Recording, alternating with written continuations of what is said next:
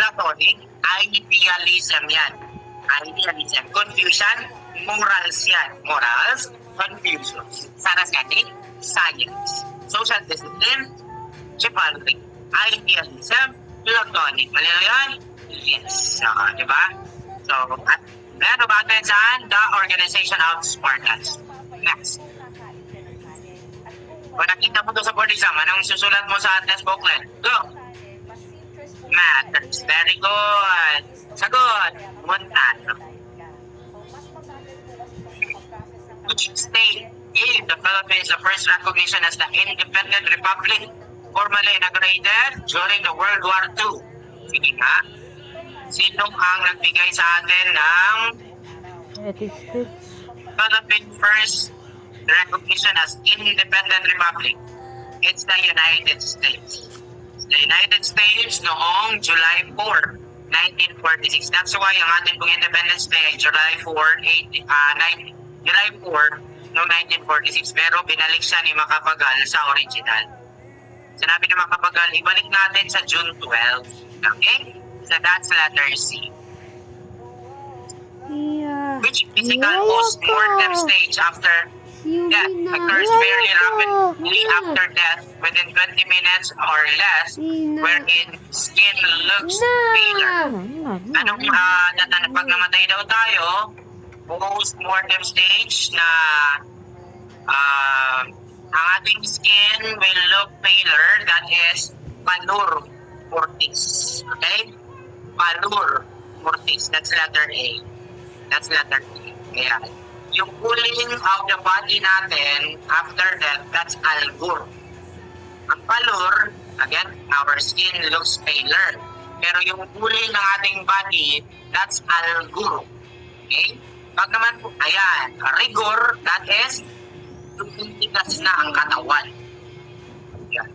Pag live, gravitational cooling ng mga dugo doon sa portions ng ating katawan, yung hypostatic congestion. Okay? So that is the livor mortis. So, anong tinatanong?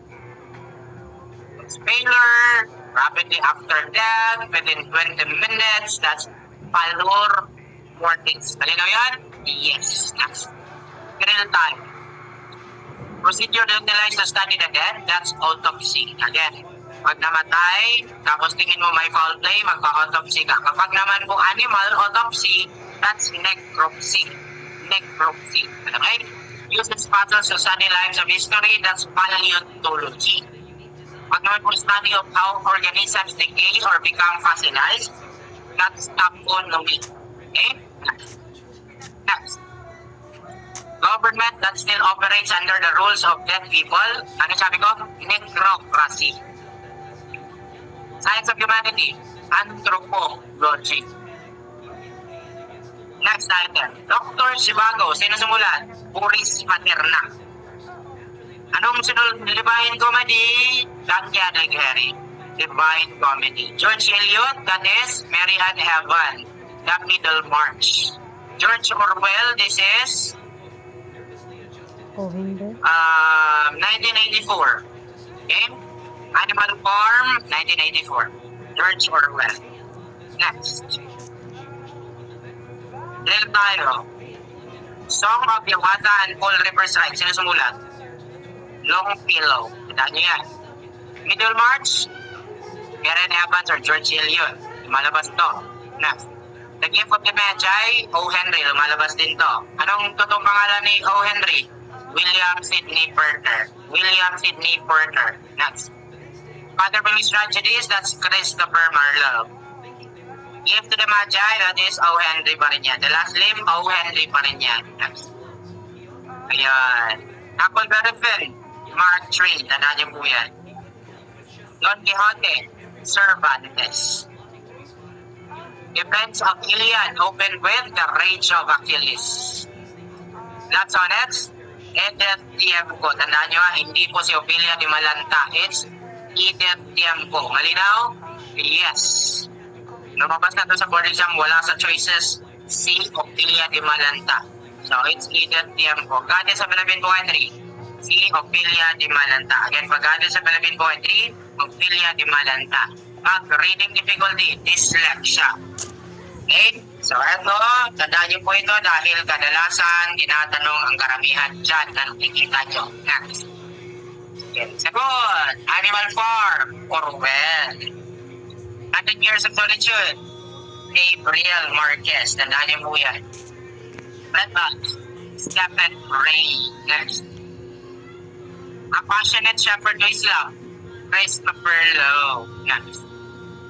The Tips Reply to the Shepherd, Walter Raleigh. Next.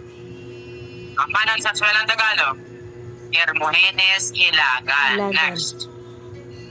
Ama ng Dulaang Tagalog, Severino Reyes. Next. Founded the Grand Compañía del Zarzuela Tagala. Sino? Si Reyes pa rin yan. Okay? Severino or Lola Basia. Lola Basia. Next. Compañía Ilagan. Lades? Ilagan Hermogenes. 1902 yan. Theater niya yan, no? Next. Sonnets tayo. Baka maglabas ng sonnet.